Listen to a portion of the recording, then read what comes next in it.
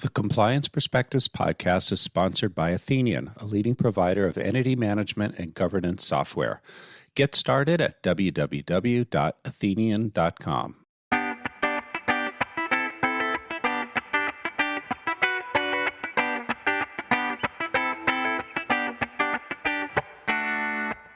Welcome to the Compliance Perspectives podcast. I'm Adam Turteltaub from the Society of Corporate Compliance and Ethics and Healthcare Compliance Association.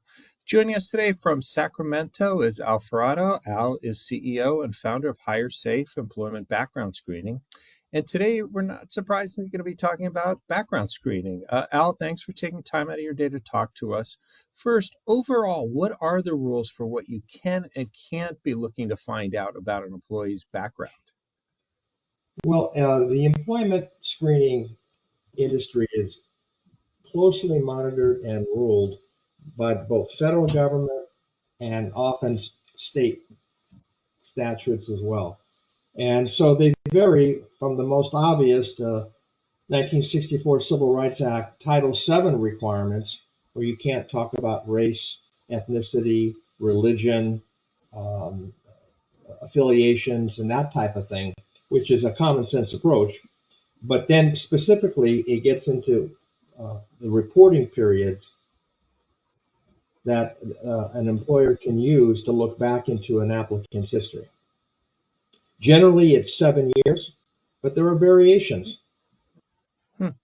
Interesting. So what do prospective employees tend to be most likely to misrepresent in their backgrounds? Well, the area we find the most abuse is in both academic and employment verification. People embellish and exaggerate in both of those categories. And in the realm of employment, between mergers and acquisitions and companies going out of business, conceivably an applicant can list 4 companies that they allegedly worked for that are no longer available to be documented. And so it can get a little tricky to get to the bottom of it all, and the same goes for academic. Attending college is not the same as graduating. And the downside for an employer, even if they want to think of these as little white lies, the reality is that they're paying for talent that they're not otherwise receiving. You do raise an interesting point I think most people don't necessarily think about, which is that with so many companies either going out of business or merged, it's virtually impossible to be able to track down who became, what became of them and how you get the information. So where are some of the areas that employers typically make mistakes and ask or find out things that they really shouldn't? Well, as I mentioned earlier, the industry is highly regulated by both federal and state statutes. And staying within those guidelines, if you're using a background check provider, is the responsibility of the provider. If an employer is doing things on their own, they're pretty much wide open, interestingly enough. But using a third party puts an employer under these strict guidelines. And so what the areas that go wrong is inappropriate information, outdated information, misinterpreted information, for instance, on a criminal record that better due diligence would have revealed that it was previously dismissed and should not appear on somebody's final background report. So there are numerous landmines on both sides of the coin. For an employer, what do I do? What shouldn't I do? And for the background check company, how do I best strike a balance between my client's need to know and the rights of the applicant? I'm curious, there's something you said there about inappropriate information. Is it things that's like violation, going back to what you said about the 1964 Civil Rights Act, or is it other things? Well, it's a combination of events. The EEOC, Equal Employment Opportunity Commission, has made several recommendation letters, which might as well be laws, that tend to support the concept that people need a second chance, which in all reality, is a fair way to look at it. And so, if somebody committed a crime in a state that is otherwise not limited to 7 years, um, they really should be considered. And what's required is that the employer look at what has occurred since that event. What has the applicant done to mitigate their mistake and make sure it doesn't happen again? Have they taken constructive, positive steps to make their life better? And that's a very benevolent approach. It's probably a healthy and a morally correct approach.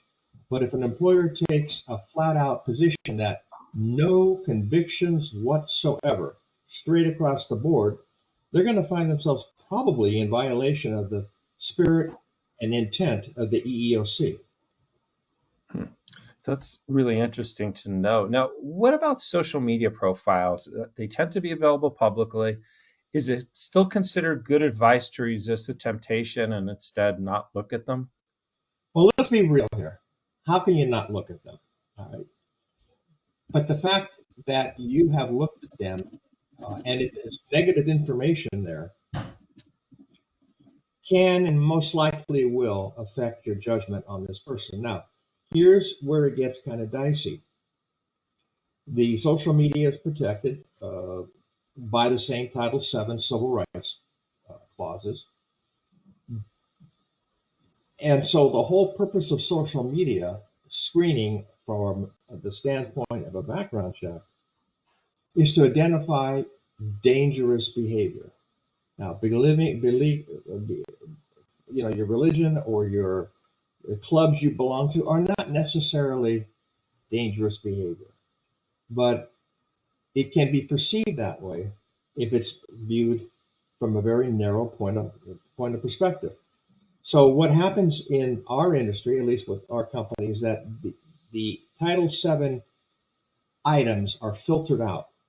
So you won't see in a compliant social media screening any reference to family life, married, children, church organizations, that type of thing, which again is a very blatant violation of Title VII. And even at that, it's interesting because it's regional. If somebody is posing in their social media surrounded by rifles and they're in Texas, that's rather typical and not normally cause for alarm. Now, contrast that to California, which has got a very narrow point of view on that kind of stuff, and an employer could be feeling challenged. So the whole intent of social media screening is to identify behavior that the employer doesn't want to be associated with and keep them off the 10 o'clock news. Always a good admonition. Now, when telling a candidate that they didn't get a job because of something uncovered during the background check, what's the best thing to say to avoid any potential litigation? Well, first of all, to deny employment based on the results of a background check, there is a very clearly defined and strict procedure to follow. We can never forget that the applicant has rights, both federal and often at the state level, that have to be respected. And if an employer disregards those rights, that's a totally indefensible position and they're going to get burned in court. So the key thing is that aside from the documents aspect of it, if you're going to deny somebody employment based on a background report and some activity in that background report, again, the EEOC has stepped in and said that there has to be a clear and definitive reason why that person's actions prevent them from fulfilling the job as described.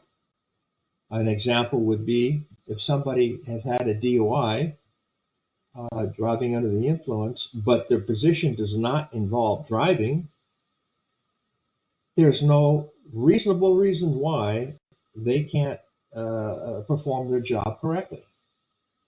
And so that's the litmus test that an employer needs to follow to be on the right side of the equation. How does it affect the ability to do the job? And personal opinions and feelings have to be set aside. It's strictly a business decision. As you're saying all this, I think it seems to me that there's an admonition here is don't sort of jump at the first red flag you see. It seems as if it's much better to look at that always in context and see, is it really a red flag or is it maybe just a thread there? Is is that fair to say? Not only is that fair to say, but that's the opinion of the EEOC, which has a lot of sway in how these situations are evaluated in court. Again, personal feelings, and like go back to the DOI, you may have a bias against somebody that has been convicted of a DOI, but if it doesn't interfere with the ability to do the job, you have to leave your bias, you know, outside, and you can't let it affect your decision. Some people have difficulty with that, but it's a business decision first and foremost, and the applicant does have and will enforce their rights.